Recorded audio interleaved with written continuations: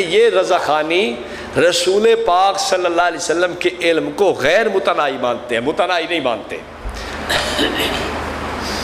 اس لیے یہ طویلیں کرنے کا چکر چھوڑ دیں آپ کہ میں طویل کر کے کچھ کام ڈھیلا کر دوں، نہیں، طویلیں کر کر کے بہت بڑا آپ لوگوں نے پہلے ان کو آسانی دے دی ہے، طویلیں اب بس کر دیں۔ آپ کہیں گے مولوی صاحب تو تسی تھوڑی جی جیڑا وٹ ہے وہ حولہ کر رہو، آپ تھوڑی سی سختی کو نرم کر دیں۔ میں نے کہا بالکل آپ کا مشورہ بجائے، اور میں نرمی کر رہا ہوں، میں تو سختی نہیں کر رہا، ہمارا تو مزاج ہی نرمی ہے، سختی ہے ہی نہیں۔ تو آپ کہیں گے یہ کیا نرمی ہے جو وٹ پوری چاڑی طرح کھلوتے ہو، چنگی طرح جناب جی انہوں نے وٹ دیتی کھلوتے ہو، تو آپ کہتے ہیں ہم نرمی میں۔ بات سنیں، اگر اکفار الملحدین کا آپ مطالعہ کریں، اکابر کی دیگر کتب کا مطالعہ کریں، دعا کریں، میں ایک کتاب لکھ چکا ہوں اس عنوان پہ، اہل بدعت اہل سنت کی نظر میں جتنے فتاوی جات اکابر کی کتب میں مجھے ملے ہیں ان کے خلاف میں نے سارے اکٹھے کر دیے ہیں۔ اس علم غیب کے مسئلے کی وجہ سے تکفیر جو اکابر نے کی ہے وہ بھی میں ساری اکٹھی کر چکا ہوں۔ انشاءاللہ اگر کتاب چھپ گئی تو پھر آپ دیکھیں گے کہ پھر ان کا کیسا دماغ خراب ہوتا ہے۔ آج تک پتہ میں یہ کیا کہتے ہیں؟ کہتے ہیں ہم نے تو تمہارے اوپر کفر کا فتویٰ لگایا لیکن تم نہیں لگا سکے، تم نہیں لگا سکے، کیوں؟ تمہارے اندر کفریہ عبارتیں تھیں، ہم نے لگا دیا، ہمارے اندر کوئی عبارت ایسی ہے ہی نہیں، تم کیسے لگاؤ؟ اب عوام کو یہ ایک ذہن دیتے ہیں۔ میں ایک جگہ تقریر کر کے آیا تو یہ کہنے لگے کہ تمہیں حرمین کے علماء نے کافر کہا ہے، اور میں نے کہا وہ تو تمہارے جبے کبے کو دیکھ کے وہ دھوکے میں پڑ گئے، بھائی بہت بڑا شیخ ہوگا اور بڑی تمہارے ساتھ عقیدت سے پیش آئے، اور لیکن تھا سارا جھوٹ ڈرامہ۔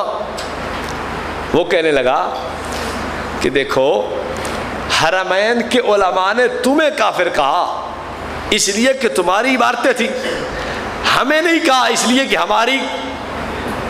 اس پہ تو خیر تفصیلی کلام میں کرنا نہیں چاہتا، میں تفصیلی نہیں اجمالی طور پہ عرض کرتا ہوں۔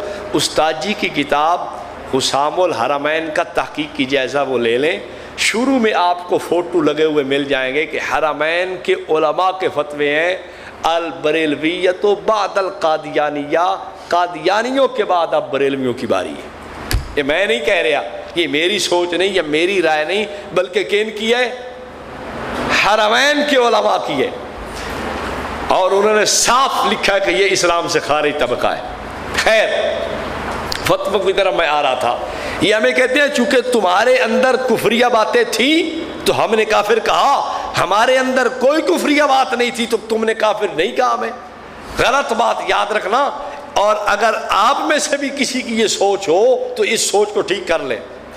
آپ کو چاہیے مولانا مرتضیٰ حسن چاندپوری کی کتابیں پڑھیں رحمۃ اللہ علیہ، 2 جلد میں رسائل چھپ چکے ہیں، مطالعہ کریں۔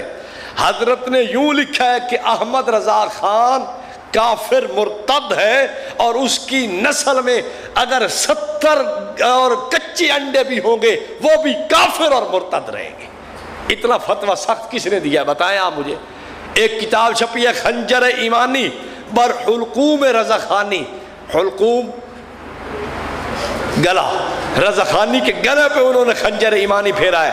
اب وہ کتاب 70-80 برس پہلے کی چھپی ہوئی ہے، میری نہیں، اور اس وقت کے اکابر دیوبند 390 علماء کے فتاوی جات ہیں، آپ پڑھیں، اس میں مولانا مرتضیٰ حسن چاندپوری کا یہی فتویٰ موجود ہے، تھوڑے سے الفاظ کے بدلے ہوئے رخ کے ساتھ وہاں بھی موجود ہے۔ تو خیر میں یہ کہہ رہا تھا، یہ بات قطعاً نہ سوچے کہ ہمارے اکابر نے ان کو ڈھیل دی ہے، ہمارے اکابر نے کوئی ڈھیل نہیں دی، ہمارے اکابر نے تو لکھا ہے اور دبا کے لکھا ہے۔